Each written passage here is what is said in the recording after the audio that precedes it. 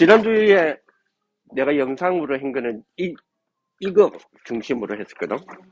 데카르트. 이거 데카르트였어. 그런데 안 했다 하니까 한 번 더 봅시다.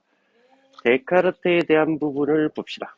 그러면 데카르트는 이거는 지난 영상 보면서 이거 보고 여기에 있는 책 데카르트를 좀 봅시다.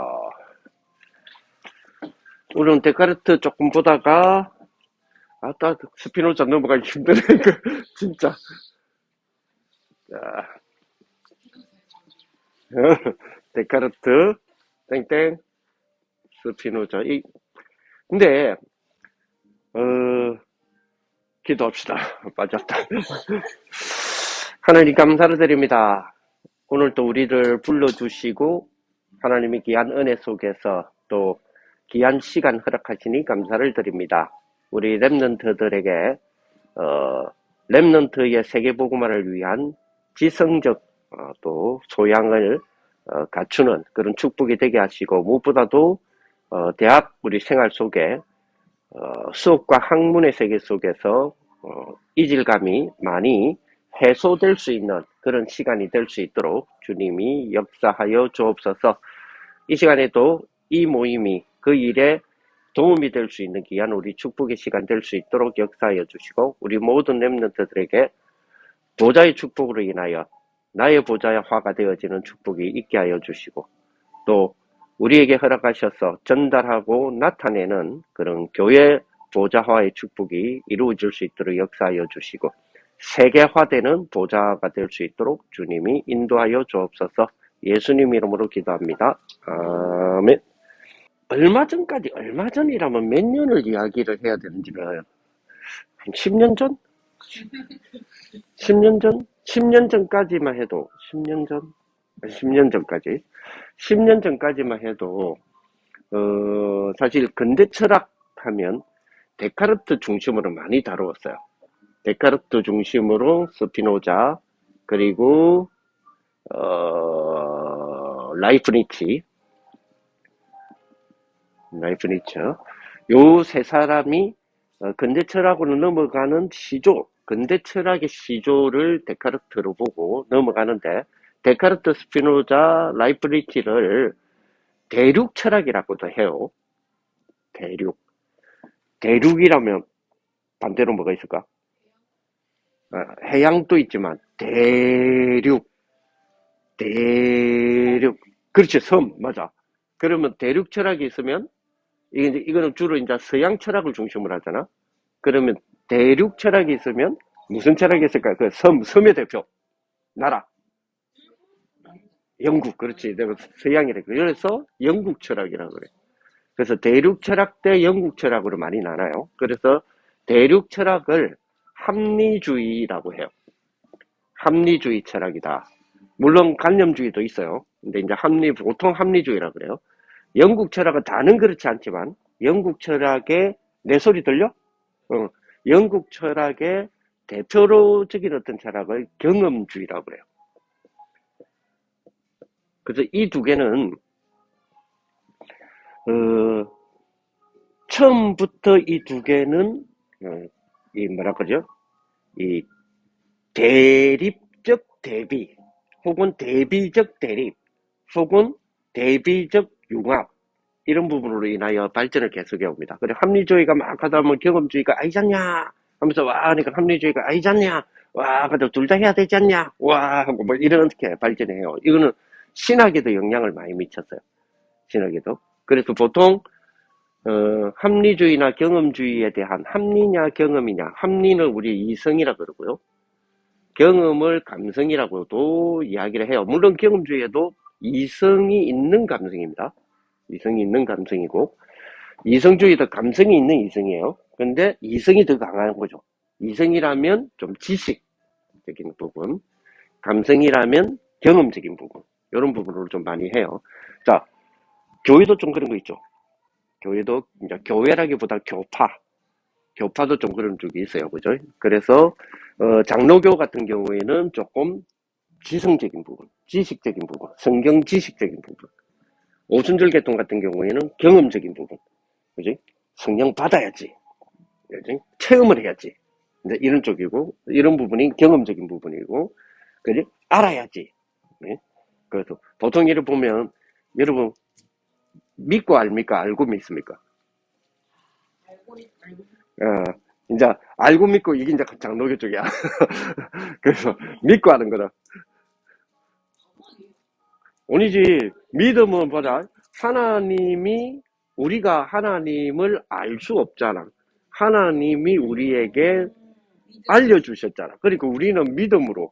믿으니까 눈이 열려서 아는 거지. 성령의 조명에 의해서. 근데 반대로 성경을 보고 알 때에 성령이 조명하여서 성경을 깨닫게 하심으로 믿게 하시는 거예요. 그래서 이 두 가지가 계속해서 대립, 대립, 비교, 대립, 비교, 비교, 대립, 대립들을 융합하다가 뭐 합치지기도 하고 또 나눠지기도 하고 이렇게 교계 속에서도 발달을 해요. 근데 믿음이냐 아니면 믿고 아느냐 알고 믿느냐라는 부분에서 가만 따지고 보면 철학적인 용어로 쓰면 이 두 가지예요. 합리냐 경험이냐. 이게 우리 안에서도 그러니까 기독교 세계 속에서 이런 부분들 많이 오죠. 그래서 기독교 세계 속에서도 기독교를 하나님의 말씀에 대한 부분을 어떻게 이해하는 방법론에 대하여 어떻게 이해하느냐. 하나님의 말씀, 성경이죠. 성경에 제일 중요한 게 뭐냐면 성경에 대한 해석입니다. 해석, 그죠? 성경을 해석하는 거죠. 그 해석하는 것에 대한 부분을 해석하기라 그러거든요. 그래서 해석하기, 결국은 성경의 해석하기, 신학에서는 다예요. 신학 세계 속에서는. 이걸 하기 위해서 신학을 하는 거니까. 근데 여기에 방법론적, 해석학을 하는 방법론적인 부분을 철학에서 가져오기도 많이 가져와요. 방법론적인 부분. 그래서 아리스토텔레스적 방법이냐. 그래서 천주교 같은 경우는 천주교 로마 카톨릭 신학은 아리스토텔레스의 철학하는 방법을 많이 가져왔어요. 아리스토텔레스 하면 우리 제일 대표적인 건 뭐지? 아리스토텔레스. 응. 제일 대표적인 거. 그지? 우리가 보통 그러잖아. 3단 논법이라 그러지. 3단 논법이라 그러잖아요. 그지? A는 B고 B는 C니 그러면 A는 C다. 이런 식으로. 그걸 보고 3단 논법이라 그러지. 그걸 보고 보통. 그래서 논법적이다. 논리적이다. 그래서 논리학을 아리스토텔레스에서 많이 가져와요. 근데 신학적인 사상적인 어떤 이해, 그리고 사상적인 어떤 논리, 그리고 사상적인 논리, 그러니까 지성적인 논리, 이해적인 논리, 이런 부분들은 플라톤에서 많이 가져와요. 플라톤의 이데아 사상이라고 해서 많이 가져오는데, 결국은 그것도 잘 뜯어보면, 플라톤과 아리스토텔레스는 스승과 제자의 관계인데, 둘이가 대립돼 있어요. 이론이, 대립돼 있는 이론들이 굉장히 많거든요. 근데 그것도 가만히 타고 보면 이 비슷해요. 합리냐 경험이냐. 물론 아리스토텔레스가 경험주의냐 그것만을 강조할 수는 없는데 그런 부분들이 좀 많이 있어요. 그래서 플라톤은 조금 뭐냐면 형이상학적인 이야기예요. 형이상학적이란 말은 눈에 보이지 않는 이상에 대한 이야기. 천국 눈에 보이지 않죠. 근데 이상에 대한 그런 걸 보고 형이상학이라 그래요. 그 형이상학을 좀 경험적인 어떤 부분에 있는 팀들은 형이상학적인 부분을 이제 철학계통에서는 형이상학적인 부분을 일명 개똥철학이라고 말하기도 하고요. 개똥철학이라고 하고 자기적 개똥철학 아니면 저 관념적인 어떤 철학이 실제적인 실용적인 철학이 아니라는 거죠. 그리고 없는 것에 대하여 이 부분에 대하여서 서서히 가장 강조의 시발점이 되는 사람이 스피노자예요. 스피노자는 자연신학에 대한 이야기를 해요. 신을 이야기 안 하지 않습니다. 신을 이야기하는데 모든 자연의 신이 깃들어 있다. 그래서 내재하는 신 이래서 자연 자체의 신이 깃들어 있는 범신론으로 가요. 범신 출발. 자, 그런데 10년 전까지만 해도 데카르트의 중심, 그 이전까지 데카르트 중심으로서의 철학에 대한 중심에 데카르트 연구가 굉장히 많았거든요. 근데 요 현대로 들어올수록 10년, 한 20년, 10년 전부터는 뭐 소시를 하는 사람, 그리고 들레저라는 사람, 이런 사람들이 스피노자를 다시 연구하기 시작했어요. 근데 들레즈라든지 소시르라든지 알테즈라든지 이런 사람들은 실제 철학도 그렇고 우리의 사상도 그렇고 현실 속에서의 뭐 이렇게 뭐 정치 철학도 그렇고 기반을 깐다 그러잖아요, 그죠? 사상적인 기반. 그러니까 철학, 당신 정치에 어떤 철학을 까느냐 이렇게 이야기하지. 그래서 가장 많은 영향력을 미친 사람이 이 세 사람이에요. 근데 이 세 사람 다 어디서부터 출발을 하느냐면 스피노자에서부터 출발해요. 그래서 스피노자에 대한 제 연구가 요 근래에 시작했어요. 스피노자에 대한 부분. 근데 스피노자가 연구 대상이 될 수밖에 없는 것이 지금 시대가 가면 갈수록 그죠? 이 현대를 보고 뭐라 그러죠? 영어로 그죠? 모던이라 그러죠. 그러면 현대를 탈현대는 어떻게 되죠? 예, 포스트 모던이죠. 그래서 포스트 모더니즘이라 그러잖아요. 그죠? 그래서 포스트 모더니즘은 현대는 근대에서 현대로 넘어올 때 현대는 과학주의거든요. 과학주의. 응. 근데 탈현대라는 거는 그러면 탈과학주의라는 얘기가 나오잖아요. 그죠? 탈과학주의. 그러니까 과학주의에서는 과학이 중심이 될 때는 당연히 어디가 더 포인트일까요? 경험일 수도 있겠죠. 그렇게 생각할 수도 있겠지. 그런데 과학이니까 발견하고 연구하고 해야 되니까 합리가 지성이고 이성이라 그러잖아요. 그지? 그래서 이쪽으로 많이 이렇게 영향을 많이 받죠. 서로가 교류도 많이 하고. 예를 들어서 데카르트가 활동하고 스피노자가 활동하고 라이프니츠가 활동하던 요 시기가 17세기거든요. 그리고 요 시기에 요 시기적인 앞뒤에 갈릴레가 있고 뉴턴이 있고 이래요. 그러니까 이러한 부분이 과학과 철학이 이렇게 같이 묶여서 해석하고 이해할 수 있는 시대가 17세기, 16세기, 17세기거든요. 17세기인데, 그래서 과학과, 데카르트도 그렇고 스피노자도 그렇고 과학주의에 대한 부분들 참 많이 이야기를 해요. 이 부분에. 근데 스피노자가 아까 조금 전에 그러면서도 모든 자연의 신이다. 자연이 신이다 그러거든. 내재되어 있는 신, 범신론이라 그랬죠. 그죠? 여기서부터 뭐가 발달이 쭉 되느냐면 여기서부터 들레즈 철학이라든지 소시르 철학이라든지 알티즈 철학이라든지 바탕으로 해서 나오는 것이 거기에서 경험 플러스 경험주의와 합리주의 이런 것들이 신학과 사상과 이런 것들이 합쳐져서 나오는 것이 유해지예요. 유해지 사상이. 그래서 유해지의 근본, 그러니까 기반적이죠. 유해지의 기반적인 부분은 철학에 있다고 보시면 돼요. 근데 철학인데 그냥 일반적인 철학만이 담겨져 있는 것이 아니라 철학 속에서 요 두 가지의 흐름이 융합되기도 하고 떨어지기도 하고. 근데 그 중심을 자세히 파보면 범신론이 있거든요. 그래서 네가 진이다 그러죠. 그러면서 모든 물건이나 모든 생명체 안에는 뭐가 있다? 에너지가 있다 그러잖아요. 그래서 기운동하는 이유가 그럼 그 발상이 어디서부터 나왔냐면 스피노자에서부터 나왔어요.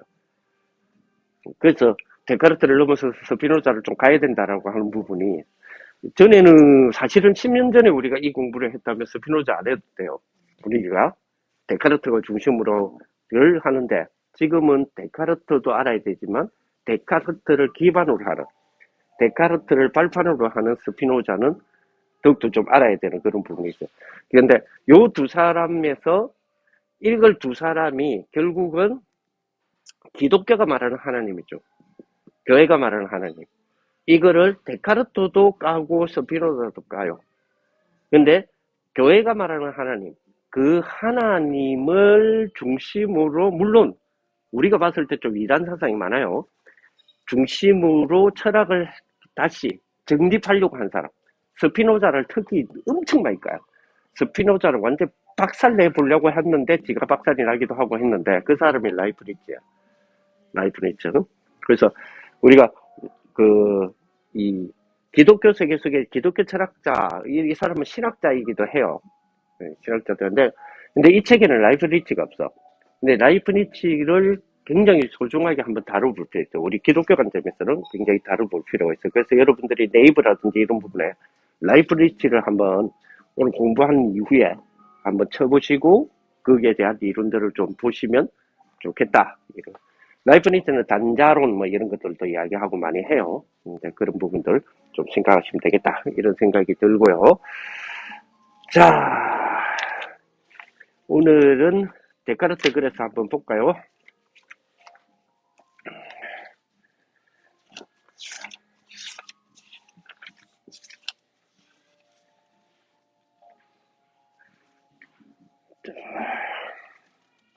지난번에 우리 데카르트를 어디까지 봤더라? 갈릴레이까지 갔었죠. 넘어가고 몇 페이지였더라?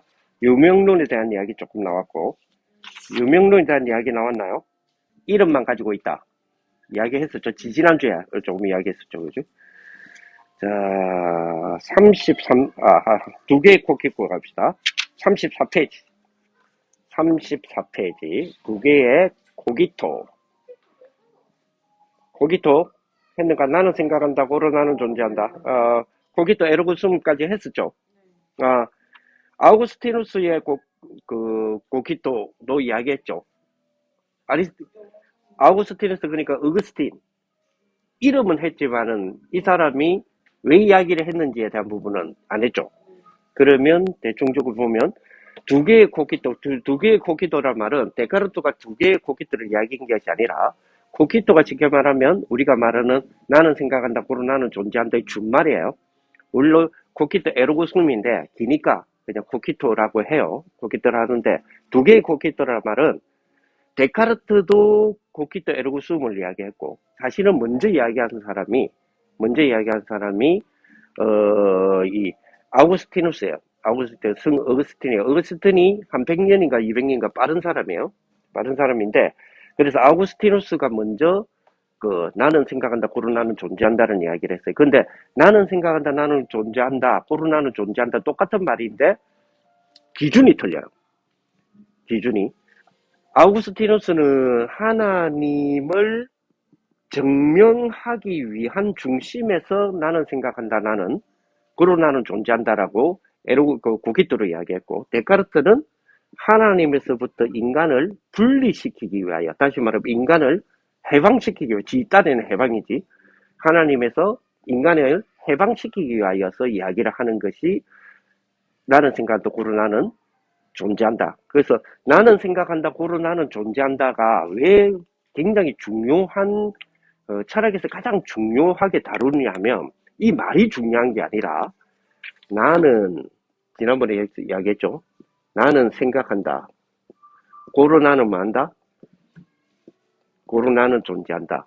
뭐가 강조된다 그랬어요? 나라고 하는 게 강조된다 그랬죠. 나라고 하는. 그 나라고 하는 게 강조된다는 말은 무슨 말이에요? 그러면 이전에는 나라고 하는 게 강조가 안 되던 시대예요. 그게 뭐죠? 중세시대예요. 그럼 나라고 하는 것이 강조가 안 된단 말은 뭐가 강조된단 말이에요? 그렇죠. 신이 강조가 되어 왔단 말이에요. 그래서 신에서부터 나라고 하는 존재, 즉 인간이라고 하는 존재 중심, 즉 중심이 사고나 생각이나 모든 것들의 중심이 하나님 신에서 인간으로 중심이 돌아오는 거예요. 인간으로 중심이 돌아가는 거예요. 인간으로 중심이 내가 뭐라 그랬어요? 돌아간다 그랬죠. 그럼 돌아간다는 말은 원래가 인간 중심이 한번 있었다는 이야기예요. 그게 뭐죠?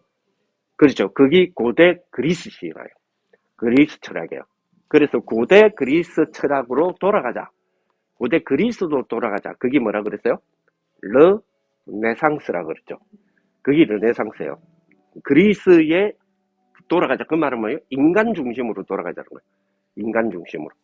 그래서 인간 중심. 자, 나는 생각한다. 고로 나는 존재한다. 그리고 인간 중심이란 말은 나라고 하는 중심, 즉 인간이라고 하는 중심을 그죠? 주제적인 부분과 주체적인 부분이 신이 아니라 인간으로부터의 인간을 주체의 주인으로서 끌어내기 시작한 것이 데카르트고, 그리고 나를 주체를 나라고 하는 존재를 끄집어냄으로써 나라고 하는 내가 나를 생각하는 존재에 대한 존재론이지. 그래서 인간이라고 하는 부분에서 나를 끄집어내니까 너도 끄집어내야 되고 우리도 끄집어내고 인간 전체를 끄집어내야 돼. 그래서 그렇다면 인간이라고 하는 나를 중심으로 해서 인간이라고 하는 존재는 뭘 의미하느냐? 그러면 인간만 존재가 있어요?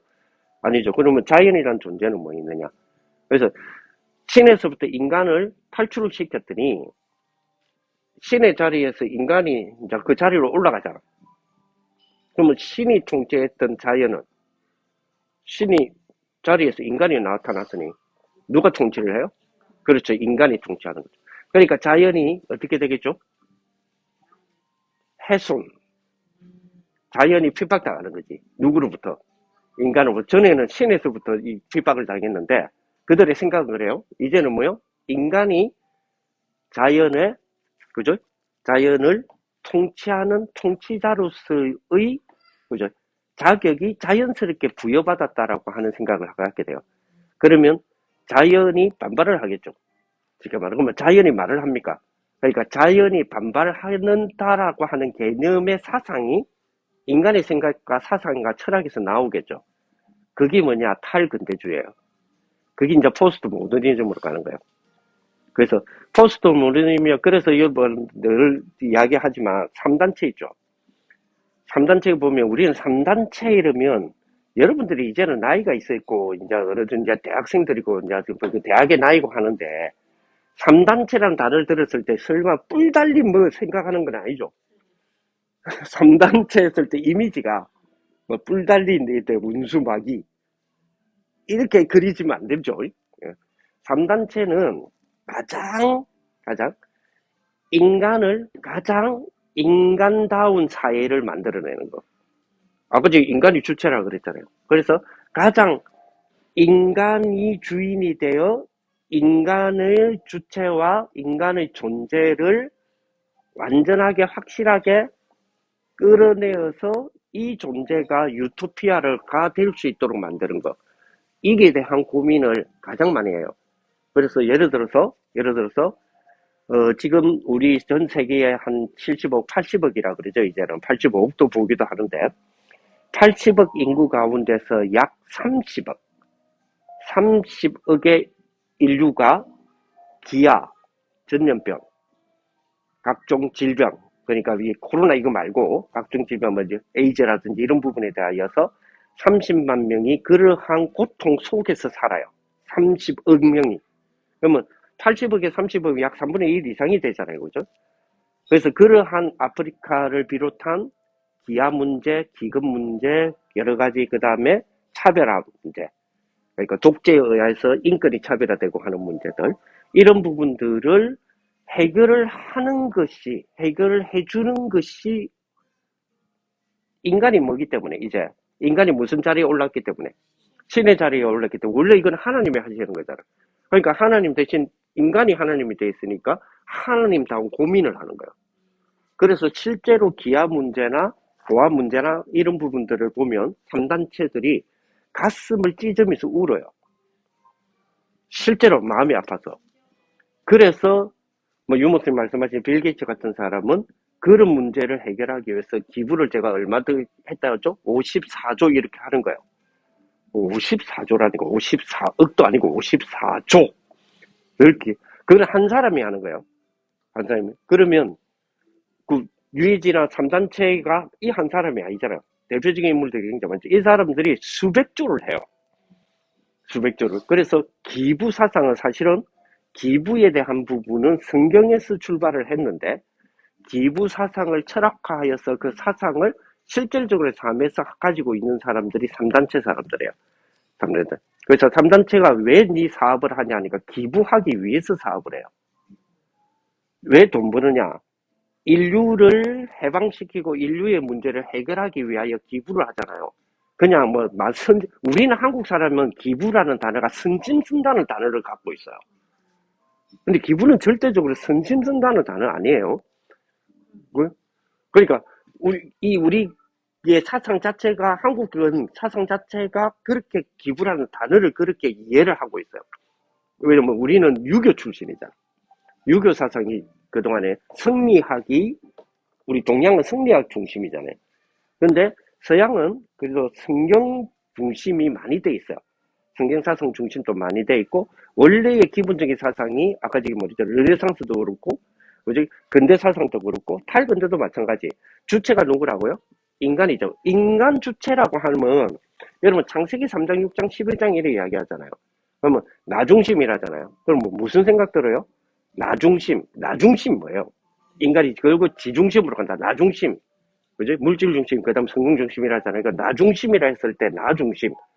나중심인, 우리는 나중심이라는 단어를 들으면 나의 욕심, 욕망 이런 걸 생각해요. 그거 아니에요. 그렇지. 인간 중심이 인간. 그래서 뭐냐면 이걸 먹는 날에는 네가 뭐요? 하나님 같이 된다 할 때 그 니는 그 하나님 같이 된다는 걸 욕심을 건든 게 아니라니까. 욕심을 건든 게 아니고 인간 네가 하나님 자리에 하나님이라니까. 그래서 인간이 하나님이 되려고 하는데 모든 인간이 하나님이 못 되죠. 그래서 인간을 구원하는 인간이 있을 거 아니에요.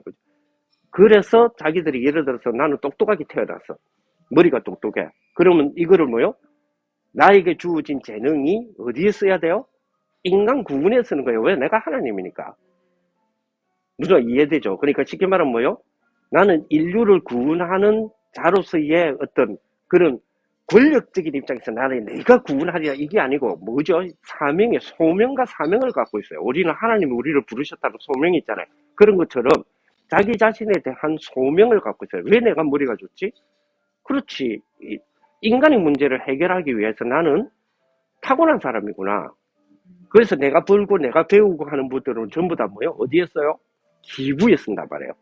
그게 기부적인 개념이에요. 이 기부는 뭐냐면 존재를 말하는 거예요. 우리는 기부를 선심으로 이야기하잖아요. 근데 이 사람들은 기부가 자기 존재예요. 존재로서의 기부를 생각한다니까. 그지? 그런 3단체를 복음화하자는 게 우리잖아요. 근데 3단체 사상에 대한 부분을 너무 이해를 지금 잘 못하고 있어요. 잘못 알고 있어. 잘못 이해하고 있어. 그러면 창세기 3장, 6장, 11장에 있는 3단체 사람들이 자꾸 뭐 지욕심 부리고 남이 세상에 돈 다 끄집어가지고 기술도 끄집어가지고 전부 다 지 안에 다 집어넣고 절대 안 줘, 절대 안 줘. 내만 잘 먹고 잘 살 거야. 이게 3단체라는 개념으로 지금 갖고 있어요. 가만히 보면 그래서 내가 그렇잖아요. 3단체 하면 뿔 달린 뭐로 생각하냐는 말이 그 말이에요. 그게 아니거든요. 근데 어떤 면에서는 그거 좋은 거 아니야? 이렇게 느끼지 않아요. 그렇잖아요. 인간의 문제를 인간이 해결하는. 그런데 누가 필요 없다는 거죠? 하나님 필요 없다는 거예요. 그게 이번 주에 주었던 마태복음 4장에서 사단이 예수님을 시험하러 왔잖아요. 예수님 누구세요? 하나님이죠. 왜 하나님인 예수님을 시험하여서 이기려고 했을까요? 만약에 예수님을 이긴다면, 네가 예수님을 속여서 이겼다면, 예수님 자신이 예를 들어서 제일 첫 번째 예수님께 요구한 게 뭐죠? 그렇지. 돌을 주면서, 그죠. 만약에 예수님이 그 돌을 줘가지고 돌을 떡으로 만들어 먹었다 칩시다. 그러면 어떻게 돼요? 시키는 대로 했으니까 종이 된다 이 말이 아니잖아요. 마귀는 그걸 노린 게 아니에요. 마귀는 그게 아니라 예수님의 첫 기적, 첫 사역, 그러니까 첫 자기의 하나님 아들로서의 능력을 만들었잖아요. 그죠? 돌을 떡으로 만들었잖아요. 근데 누구를 위하여? 그렇지. 예수님 자신을 위해서요. 배고프니까. 그걸 건든 거예요. 그걸 건데 봐라. 결국 니도 네가 뭐 인류를 구원한다고 하지만은 니도 결국은 네 자신을 위해서 첫 하나님의 자녀로서 하나님의 자녀이거든 이걸 해봐라 할 때 조롱인 게 아니에요. 에이 그 새끼 니가 하나님 자녀라고 아이고 웃기고 자빠졌는데 하나님 자녀라고 니 돌 갖고 만들어 이게 아니고 하나님의 자녀라는 거를 하나님의 아들이라는 거를 하나님의 아들이라는 거를 쉽게 말하면 사람의 몸을 입고 이 땅에 오셨다는 것을 하나님이 이거를 마귀는 알고 그 마귀도 인정해요. 그렇기 때문에 네가 하나님이라는 거 나도 인정해. 알아. 그러니까 네가 하나님으로서의 능력을 베풀어 봐. 누구를 위해서? 네 자신을 위해서. 이걸 요구한 거예요. 그러면 그걸 그렇게 만들었다 하면 결국 봐라. 네가 네 자신을 위해, 니도 네 자신을 위해서가 아니냐 이렇게 나온단 말이에요. 그리고 하나님이 그래서 그 시험의 말씀으로 이기셨던 이유가 그런 부분이에요. 그러니까 철저하게 뭐죠? 인간의 신격화, 인간의 하나님화. 그래서 하나님의 존재로서, 인간이 하나님의 존재로 소수의 그래서 0.2%, 2% 뭐 이런 이야기를 하잖아요. 여러분 좀 졸리기도 하는데 그거 한번 보세요.